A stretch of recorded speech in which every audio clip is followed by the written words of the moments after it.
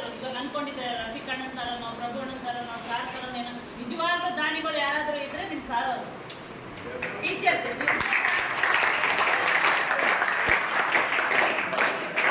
ದೇವರಿಗೆ ಆ ಶಕ್ತಿ ಕೊಟ್ಟಿಲ್ಲ.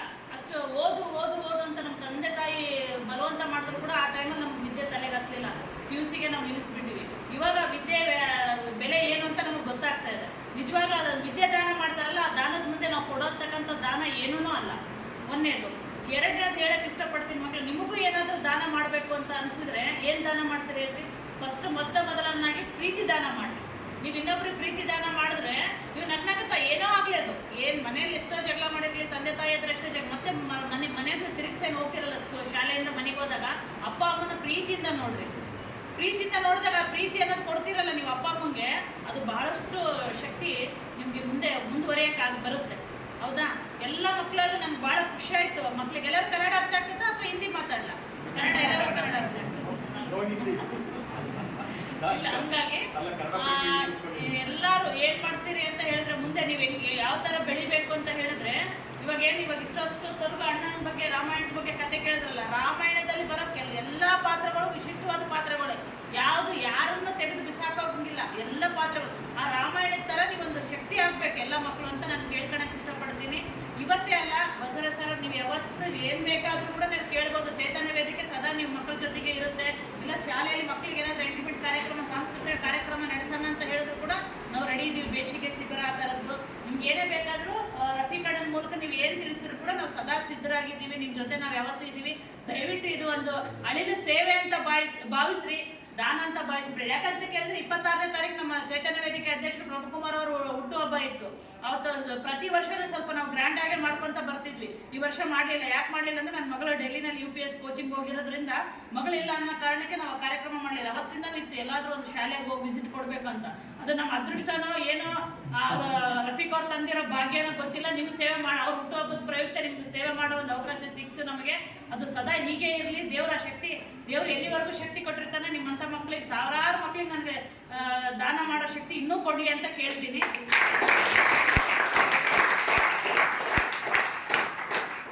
ಎಲ್ಲರಿಗೂ ಹೇಳೋದಿಷ್ಟೇನೆ, ನಾನು ತಂದೆ ತಾಯಿನ ಚೆನ್ನಾಗಿ ನೋಡ್ಕೊಳ್ರಿ. ಮುಂದೆ ನಿಮ್ಮ ಅಣ್ಣ ತಂಗಿ ಅಕ್ಕ ತಮ್ಮನ ಬಾಂಧವ್ಯಕ್ಕಿಂತ ದೊಡ್ಡದು, ಸಂಬಂಧಗಳಿಗಿಂತ ಹೇಳಿದ್ರಲ್ಲ ಅಣ್ಣ ದಾನ ದಾನ ದಾನ ಅಂತ ಹೇಳ್ಬಿಟ್ಟು, ಎಲ್ಲನ ನನಗೆ ದಾನ ಕೊಟ್ಟಿರೋದು, ಪ್ರೀತಿ ದಾನ ಕೊಟ್ಟಿರೋದು ನಮ್ಮ ಅಣ್ಣ ರಫೀಕ್ ಅಣ್ಣ. ನನಗೆ ಅಣ್ಣ ತಮ್ಮಂದ್ರು ಪ್ರೀತಿ ಇಲ್ಲ.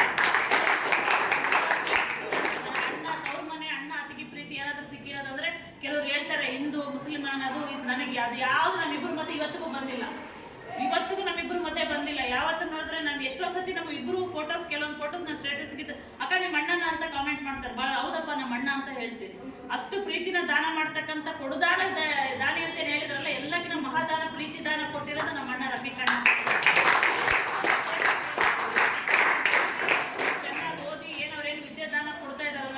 ಸದಾ ಅವ್ರಿಗೆ ಚಿರಋಣಿ ಆಗಿರ್ರಿ.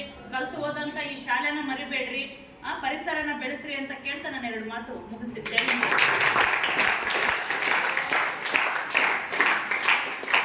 ಸುತ್ತಲೂ ಕವಿಯುವ ಕತ್ತಲೆಯೊಳಗೆ ಪ್ರೀತಿಯ ಹಣತೆಯ ಹಚ್ಚೋಣ.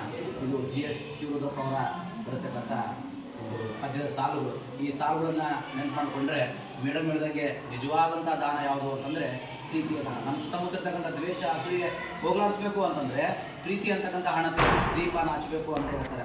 ಸೊ ಅಂಥ ಮಾತನ್ನು ಹೇಳ್ತಕ್ಕಂಥ ಶ್ರೀಮತಿ ಜ್ಯೋತಿ ಪ್ರಕಾಶ್ ಮೇಡಮ್ ಅವರಿಗೆ ಮತ್ತೊಮ್ಮೆ ತುಂಬುದ ಧನ್ಯವಾದಗಳು.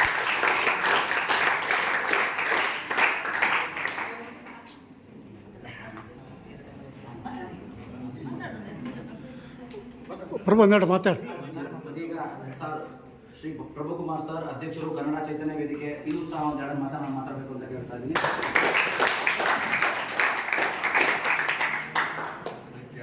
ವಿದ್ಯಾರ್ಥಿನಿಯರೇ, ಗುರುಬಂಧುಗಳೇ, ನಾವು ವಿದ್ಯಾರ್ಥಿಗಳಾಗಿದ್ದಾಗ ಮೊದಲನೇದಾಗಿ ಗೌರವಿಸಬೇಕಾದದ್ದು 3 ಜನ ಗುರುಗಳನ್ನು, ತಂದೆ ತಾಯಿ. ಮುಖ್ಯವಾಗಿ ಇವ್ರನ್ನ ಗೌರವಿಸಿದಾಗ ನಿಮಗೆ ಎಲ್ಲ ರೀತಿಯ ಸವಲತ್ತುಗಳು ದೊರೆಯುತ್ತವೆ. ವಿದ್ಯೆ ಇಲ್ಲದ್ರೆ ಬದುಕಲಿಕ್ಕಾಗೋದಿಲ್ಲ. ನಮಗೆ ಸಾಕಷ್ಟಿತ್ತು ಅವಾಗ ನಾವು ಇದೇ ಥರ ನಿಮ್ಮಂಗೆ ಜಾಸ್ತಿ ಮಾಡ್ಕೊತಾ ಇದ್ವಿ. ಅವ್ರೇನು ಅವ್ರಿಗೆ ಸಂಬಳ ಕೊಡ್ತಾರೆ, ಹೇಳ್ತಾರೆ, ಮಾಡ್ತಾರೆ, ಹೊಡಿತಿರ್ತಾರೆ, ಸುತ್ತಿ ಹೊಡಿತಿರ್ತಾರೆ ಅಂತಲೇ ಬೈತಿದ್ವಿ ನಾವು ಗುರುಗಳಿಗೆ. ಇವತ್ತು ಅವರ ಸ್ಥಾನ ಏನು ಅನ್ನೋದು ಗೊತ್ತಾಗ್ತದೆ. ನೀವು ನಾಳೆ ಗುರುಗಳ ಜೊತೆ ಕುಂದಿರ್ಬೇಕಂದ್ರೆ ನೀವು ವಿದ್ಯಾಸಂಪಾದನೆ ಮಾಡಿ ನೀನು ಒಂದು ಅಧಿಕಾರಿ ಆಗ್ಬಾ, ಗುರುಗಳು ಪಕ್ಕದಲ್ಲೇ ಕುತ್ಕೋಬಹುದು. ನೀನು ಅವಾಗ ಗುರುಗಳನ್ನ ಹುಡುಕೊಂಡು ಹೋಗೋ ಅವಶ್ಯಕತೆ ಇಲ್ಲ. ಗುರುಗಳನ್ನ ಮುಂದೆ ಹುಡುಕೊಂಬರ್ತಾರೆ, ನಮ್ಮ ಶಿಷ್ಯ ಎಂತ ಅಧಿಕಾರದಲ್ಲಿದ್ದಾನೆ ಅಂತ. ಆ ಒಂದು ಸ್ಥಾನಕ್ಕೆ ಹೋಗ್ಲಿಕ್ಕೆ ನಿಮ್ಗೆ ಎಲ್ಲರಿಗೂ ಅರ್ಹತೆ ಇದೆ. ನೀವು ಯಾವುದೇ ಚಿಂತೆ ಇಲ್ಲದಂಗೆ ಶಾಲೆಯಲ್ಲಿ ಬಂದು ಅವ್ರು ಹೇಳ್ಕೊಟ್ಟಿದ್ದನ್ನ ಕಲಿತಕ್ಕಂಥದ್ದನ್ನ ಮಾಡ್ರಿ. ನಿಮಗೇನು ಬೇಕು ಆ ಸೌಲಭ್ಯಗಳನ್ನು ಒದಗಿಸಕ್ಕೆ ನಾವಿದ್ದೀವಿ, ಸಂಘಟನೆಗಳಿದ್ದಾವೆ, ನಾವಿದ್ದೀವಿ, ಜೊತೆಗೆ ನಾವು ನಿಮ್ಮ ಜೊತೆಗೆ ಇದ್ದೇ ಇರ್ತೀವಿ. ನಿಮಗೆ ಓದಿನ ಜೊತೆಗೆ ಮಾನಸಿಕ ಒತ್ತಡದ ಜೊತೆಗೆ ದೈಹಿಕನೂ ಬೇಕು. ನಿಮಗೆ ಪಾಠ ಆಟ ಎರಡೂ ಬೇಕು. ಆಟಗಳು ಸ್ಪೋರ್ಟ್ಸ್ಗಳು ಏನೇ ಏರ್ಪಡಿಸಿದ್ರು ನಾವು ಸದಾ ನಿಮ್ಮ ಜೊತೆಗೆ ಇರ್ತೀವಿ ಸರ್. ನಾವೇ ಬಂದು ನಿಂತು ನಡೆಸ್ಕೊಡ್ತೀವಿ. ಹಾಗೆ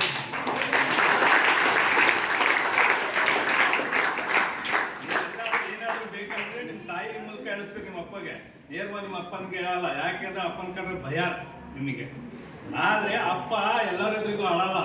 ನಿಮ್ಗೆ ಏನಾದ್ರು ಕೊಡಿಸ್ಲಿಕ್ಕಾಗಲಿದ್ರೆ ಮನೆಗೆ ಹೋಗಿ ಅಳ್ತಾನ ಆತ, ಏನಪ್ಪ ನನ್ನ ಮಗನಿಗೆ ಇದು ಕೊಡಿಸ್ಲಿಕ್ಕಾಗಲಿಲ್ಲ, ನನ್ನ ಮಗಳಿಗೆ ಇದು ಕೊಡಿಸ್ಲಿಕ್ಕಾಗಲಿಲ್ಲ ಅಂತ. ಹಾಗಾಗಿ ತಂದೆ ತಾಯಿಯಿಂದ ಇಬ್ಬರನ್ನು ಪ್ರೀತಿಯಿಂದ ನೋಡ್ಕೊಳ್ಳಿ, ಆವಾಗ ನಿಮ್ಮ ಜೀವನ ಸಾರ್ಥಕವಾಗುತ್ತೆ. ನಿಮಗೇನಾದರೂ ತೊಂದರೆ ಇದ್ದರೆ ನೇರವಾಗಿ ಹೇಳಿ ಸರ್ ಅವರಿಗೆ, ಸರ್ ಹಿಂಗಿದೆ ಅಂತ ಹೇಳಿ. ಅವರು ನಮ್ಮಂಥ ಸಂಘಟನೆಗಳು ನಮ್ಮನ್ನು ಕಾಂಟ್ಯಾಕ್ಟ್ ಮಾಡ್ತಾರೆ, ನಾವು ಸಹ ಕೈ ಜೋಡಿಸ್ತೀವಿ. ನಿಮ್ಮ ವಿದ್ಯಾಭ್ಯಾಸಕ್ಕೆ ಯಾವುದೇ ರೀತಿ ತೊಂದರೆ ಇಲ್ಲದಂಗೆ ನೋಡ್ಕೊಳ್ತಕ್ಕಂಥ ಜವಾಬ್ದಾರಿ ನಮ್ಮೆಲ್ಲರದ್ದು ಇದೆ. ನೀವು ವಿದ್ಯಾಭ್ಯಾಸದ ಕಡೆಗೆ ಮಾತ್ರ ಗಮನ ಕೊಡಿ. ಯಾಕೆಂದರೆ ನಾವು ಇಲ್ಲಿ ಏನು ನಮ್ಮ ಮಗಳಲ್ಲಿ ಡೆಲ್ಲಿಯಲ್ಲಿ ಓದ್ತಾ ಇದ್ದಾಳೆ ಅಂತ ಇದೀವಲ್ಲ, ನಾವೇ ಮೂವರೇನು ವಿದ್ಯಾವಂತ ಅಂತಹ ವಿದ್ಯಾವಂತರೇನಲ್ಲ. ಆದರೆ ನಮ್ಮ ಮಗಳು ಆ ಮಟ್ಟಕ್ಕೆ ಹೋಗ್ತಾ ಇದ್ದಾಳೆ ಅಂತ ನಿಮ್ಮಂಥ ಮಕ್ಕಳಿಗೆ ಏನಾದರೂ ಸ್ವಲ್ಪ ಕೊಟ್ಟು ಹೋದ್ರಿ ಅಂತೀವಲ್ಲ, ಆ ದೇವರು ಅದನ್ನು ಕಾಪಾಡಿ ಅವಳನ್ನ ಅಲ್ಲಿ ಕಳಿಸಿದ್ದಾರೆ. ಡೆಲ್ಲಿಯಲ್ಲಿ ಅವಳು ಇವತ್ತು ಹೋಗಿ ಓದ್ತಾ ಇದ್ದಾಳೆ ಅಂದರೆ ನಿಮ್ಮಂಥ ಮಕ್ಕಳನ್ನ ನಾವು ಓದ್ರಿ ಅಂತ ಸಹಾಯಕಾರ ಕೊಟ್ಟು ಏನು ಬೇಕು ಅನ್ನೋದನ್ನ ಸವಲತ್ತು ಕೊಡ್ತೀವಲ್ಲ, ಆ ದೇವರು ಆ ಮೂಲಕ ಅವಳಿಗೆ ವಿದ್ಯೆ ಕೊಟ್ಟಿದ್ದಾನೆ, ಅವಳಲ್ಲಿ ಓದ್ತಾ ಇದ್ದಾಳೆ. ಹಾಗಾಗಿ ನೀವು ಆ ಮಟ್ಟಕ್ಕೆ ಹೋಗ್ಬೇಕನ್ನೋದೇ ನಮ್ಮೆಲ್ಲರ ಆಸೆ. ಒಂದೆರಡು ಮಾತುಗಳನ್ನ ಆಡಲಿಕ್ಕೆ ಅವಕಾಶ ಕೊಟ್ಟಂತ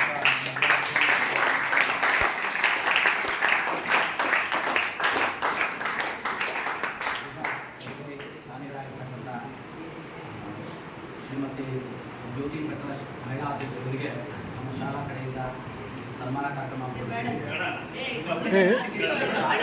ಅದು ಮಾತ್ರ ಪ್ರಶಸ್ತಿಗಳು